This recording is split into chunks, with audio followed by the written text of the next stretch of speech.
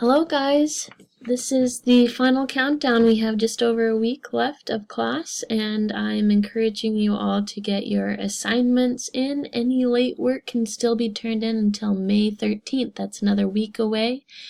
I'll be talking about our test in a second, but I want to go through a few shots that I took last weekend. May 4th, I was at the Illinois State Museum in Springfield. If you guys haven't been there, I encourage you to check it out.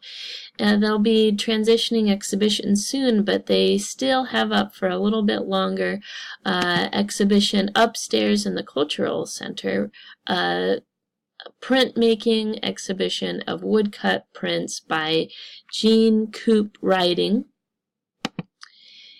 Janine Coop Writing is based out of Evanston, Illinois, and is known very well for these large-scale woodcuts that she prints onto Japanese paper and really uses this carved mark to create these flows of form, but also using this layering technique in printmaking to see how these various layers interact with color. And as you know, color interactions can have a lot of wide effects on building form, pushing space, and alluding to light, as well as creating just more interest.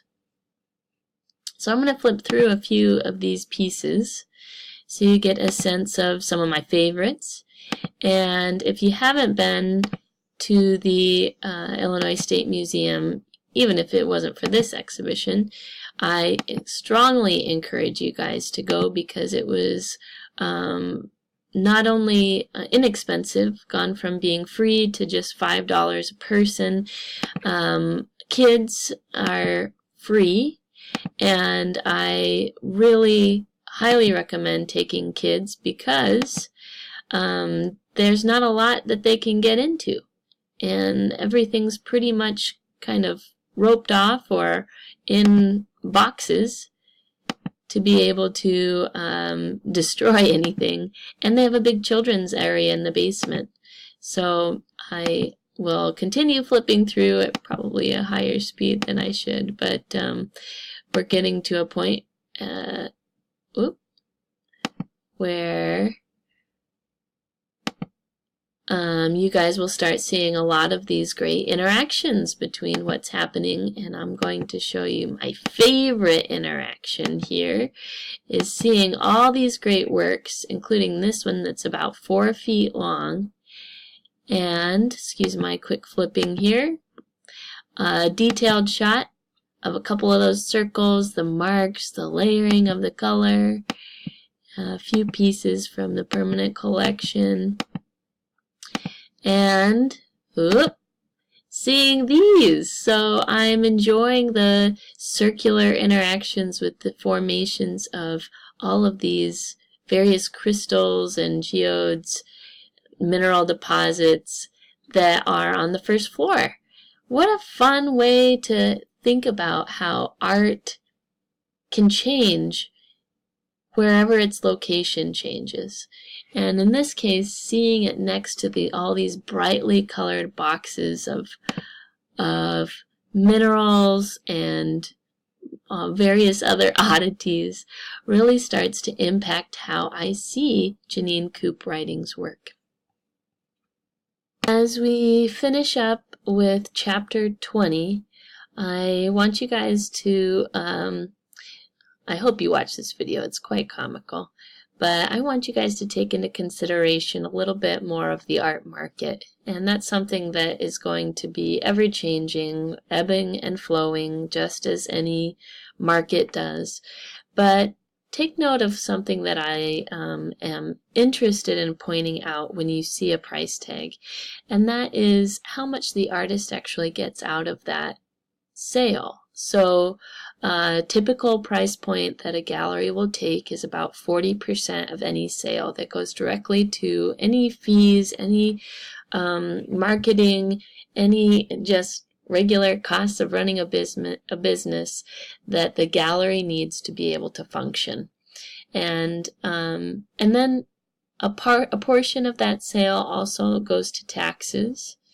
And then by the time you're ending up with about half of what that price tag says, you have to include a deduction for any cost of materials, and that can get really expensive. So, for example, being a printmaker, I buy a can of ink, and a can of ink can last me a year or two, but that can of ink is going to cost me $20 to $40 a can, and that's just for one color. And if I'm looking at investing in a studio or investing in my own materials, a lot of artists put in a lot of money into that, and so making sure you're just aware of what happens when someone says, oh, this piece of artwork's $10,000, I guess I should have been an artist. Well, not a lot of $10,000 sales are happening in this area.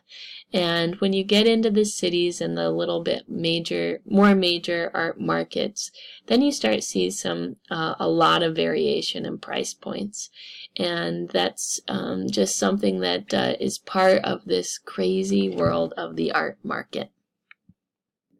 Now to the final grade. When you click on the final folder, you're going to remember from the midterm the same thing. So we're going to have a similar format, basically the same format, but we're going to be looking at a timed test that you can take one time, and that you need to have your final essay questions ready to input into.